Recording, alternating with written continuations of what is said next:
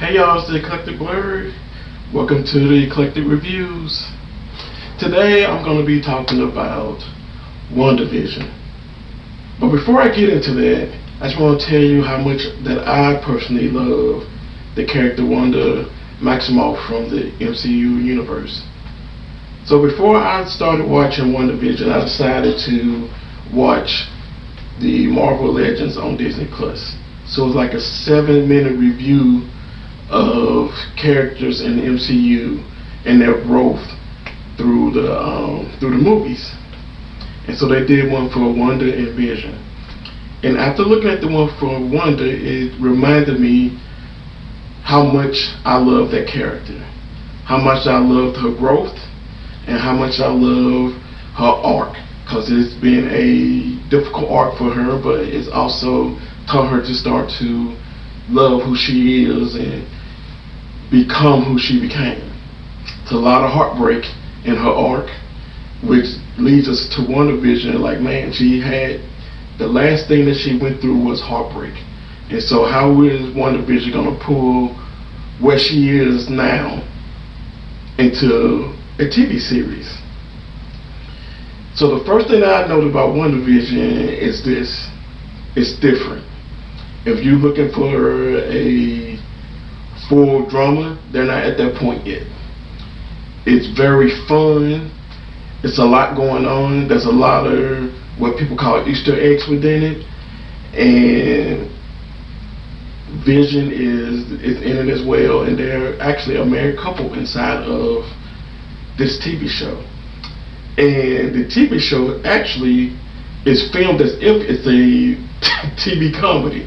And so some of the things they go through happen on comedies. Some of them, some past comedies, as far as I could tell.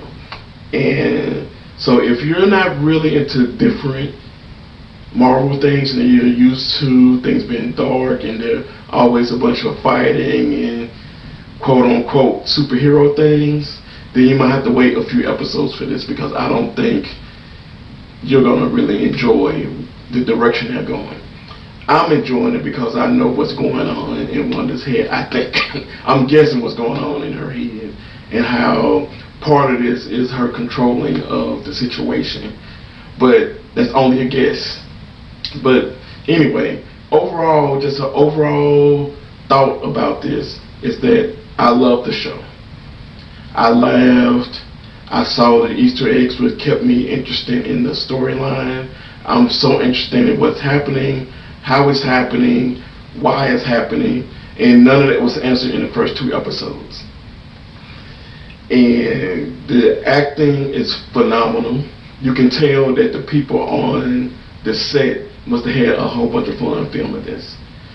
And I can tell they probably had a lot of cuts and things going on because of the laughs that they might have had in some of the scenes. I just really think that Marvel was bold in choosing this direction to basically kick off their phase 4. So it's a bold move for them. It's a different direction for them. However, if we're looking at all the multiverse and all the stuff that people are saying may or may not happen or theorizing about, then I think this is actually a good way to start it, for people to see that Marvel is not just one niche. There's a lot of things that can happen within the concept of Marvel in TV shows. So not to give too much away, I just want to say how much I love this show. I loved how the opening, the first show it seemed like a Dick Van Dyke type opening. The second one seemed like a Bewitched type opening. But in the show, Vision and Wanda know they have powers, and Vision know he's not human. But the concept is that them trying to feed into their neighbors after they were married. And so hijinks actually happens. There's a scene where Vision actually swallows some gum, which makes him seem, I don't know, drunk. So a lot of stuff happened with there, a lot of hijinks with there. But the people in the town seem weird at times, at other times they seem normal. So you don't know if they're replaced there or if somebody's controlling them. So all of this is pulling to the point of you don't really know what's happening in the show. All I know is that I'm loving it, and I'm loving WandaVision. I'm loving the neighbors. I'm loving the characters that they're bringing in, and it looks like they're moving from the 60s, the 70s, and it looked like they're going to move into the 80s now. Because at the end of the second episode, they went from a black and white to color. Oh, I forgot to mention that it was all black and white the first two episodes because that's what they were portraying for the characters. And I would suggest that you go see it. It's a good series.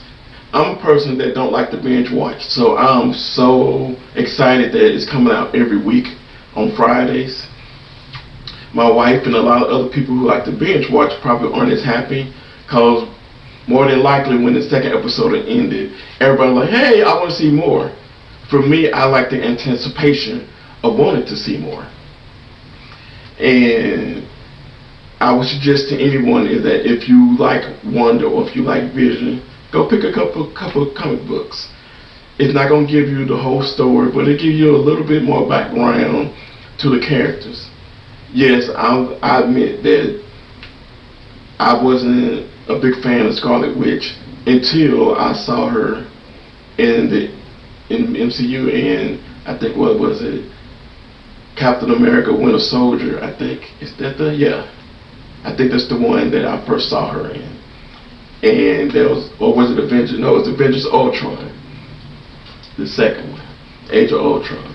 And so from that point to Captain America: Civil War to Endgame, that's when I really fell in love with her. So I actually went back and started reading some old comic books just because I like the character so much in the movies. And the comic books are just as good, so I'm really excited about where they're going with her. But I do want to mention one thing. I know I've seen a lot of things and heard a lot of people talking about how they don't like quote-unquote overpowered characters. For me, I don't mind characters being powerful if they're written well and if they're acted well and there's a art to them and there's something about them. It's one thing for somebody to just have power and have no story, no backstory, no nothing. Then I can understand, but I don't understand why people have problems with overpowered characters who, not all of them, but most of the time, the overpowered characters are mutants and somehow happen to be female. But we let go the overpowered characters that are gods, who more than likely are probably men, probably white men. But that's okay. I'm just trying to figure out why there's a problem with overpowered characters that aren't gods. I just enjoy their arc because they have to understand the power they have and how to use it and not to go too far with it. And actually, Iron Man was never the same. If you really think about it, Iron Man was never the same after Age of Ultron because of what Wanda put in his head, because of his worry of killing the Avengers. That messed with him the rest of his arc until he died in Endgame. If you really think about it, just go back and look at the movies and look at his arc again. So she was such an integral part of the arc of the overall MCU all the way through Phase 3. And now she gets to kick off Phase 4, which I am so excited about. But I digress. So let me just say this. The acting is phenomenal. It was so much fun. It was different and bold for Marvel to go in the direction they're doing. It's in a sitcom format, so each show is somewhere between 29 and 37 minutes. You have to watch the opening and you have to watch the ending before the final credits because things are happening that I believe are going to be important for you to understand what's happening in the show that you're watching and for what may actually be happening in the overall sense of the show.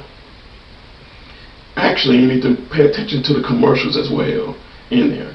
So there's one commercial that was from Stark Industry, another commercial that's from Hydra. So they're trying to put in what's really going on, who's controlling what, and what direction do you really think is going in. It's a lot of give and take and a lot going on to try to throw you off the smell of what the show is actually going to end up in. As we know, this TV show is probably going to lead to the next Doctor Strange in the Multiverse movie in the MCU. So it'll be interesting to see the direction of the show and how it may tie in to the movie going forward, as well as introducing other characters, which they haven't done all the way yet. So I'm excited for the next episode, and I would tell you to watch it. And if I was giving a, let's say, a full review, we still have to watch the final series, but from the first two episodes, I would say I would give this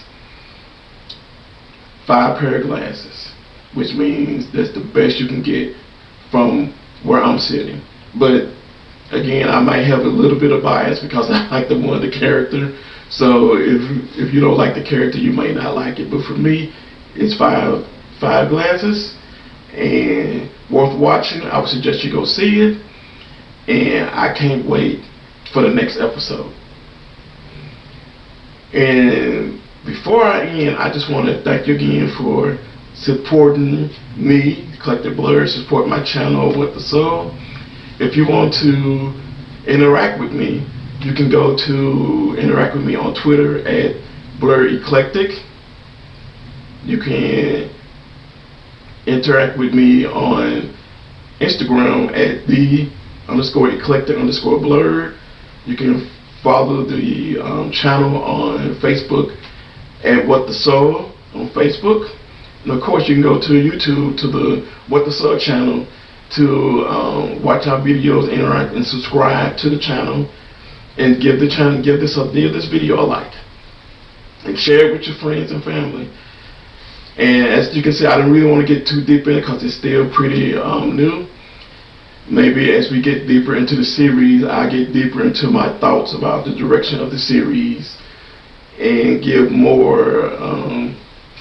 It was so over the top there, you really couldn't spoil too much from this show, but I'll probably give more spoiler type reviews. But today I don't really want to be too much of a spoiler. But again, I just want to thank you for coming to the channel, for listening to us on Instagram, and I can't wait to review other things with you. I think we're probably going to be going back to watch other stuff that we haven't watched before. WandaVision is probably the first thing that I watched as soon as it came out. There's a lot of shows that I haven't seen. I need to go back and watch Lovecraft Country. I need to go back and watch so many shows that everybody said you need to watch this, that I'm so far behind on watching, as well as movies. So we'll be having more of these eclectic reviews. Of course, we're going to do WandaVision the rest of the series, but we're also going to be adding other series, and I'll be letting y'all know what those series are going to be when it's time through Twitter and Instagram and Facebook. So until next time, thanks again for coming. I'm out.